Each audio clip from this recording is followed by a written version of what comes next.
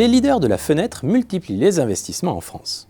Triba, Poraluc, Align ou encore Atlantem, tous ont modernisé leur chaîne de production ou accru leur capacité. Il faut dire que les acteurs tricolores bénéficient de conditions de marché favorables, selon l'étude Xafi-Precepta, entre la réintégration des fenêtres dans les dépenses éligibles au CITE et le maintien des aides de l'ANA. À cela s'ajoutent des taux d'intérêt historiquement bas qui solvabilisent un consommateur qui, par ailleurs, cherche à réaliser des travaux d'isolation pour réduire sa facture d'énergie.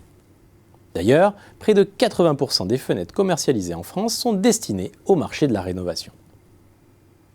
Pour autant, les défis ne manquent pas pour les professionnels du secteur, à commencer par le coup de frein de la construction neuve, avec des permis de construire de logements individuels et collectifs en baisse en 2018.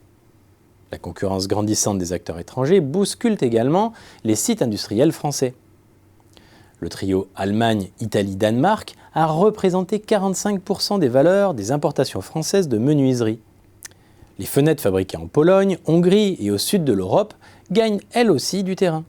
Les Polonais Drutex, Oknoplast ou Econ, qui profitent de coûts salariaux peu élevés, taillent des croupières aux acteurs tricolores sur les modèles d'entrée de gamme.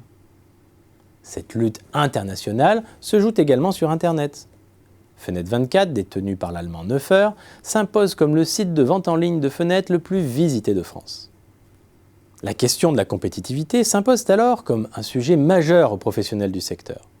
Pour abaisser leurs coûts de production et sauvegarder leurs marges, ils automatisent des pans entiers de leur chaîne de production. Le leader, Atria, a par exemple engagé près de 30 millions d'euros pour automatiser le laquage de ses profilés en aluminium et pour moderniser 2 de ses unités. Quelques industriels misent également sur l'intégration verticale vers l'amont de la filière pour notamment mieux maîtriser leurs approvisionnements. Liebo, exploitant de la marque Kaline, a ainsi créé un nouveau site dédié à l'extrusion d'aluminium pour fournir sa récente usine de Saint-Vulbas dans le département de l'Ain. Impossible également, aujourd'hui, de faire l'impasse sur le canal digital, tant en direction des ménages que des pros du bâtiment.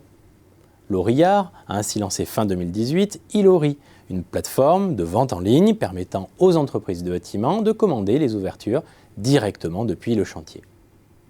Mais le digital ouvre bien d'autres opportunités aux acteurs de la fenêtre, à commencer par l'optimisation des relations avec les prescripteurs via notamment le Business Information Modeling, le BIM.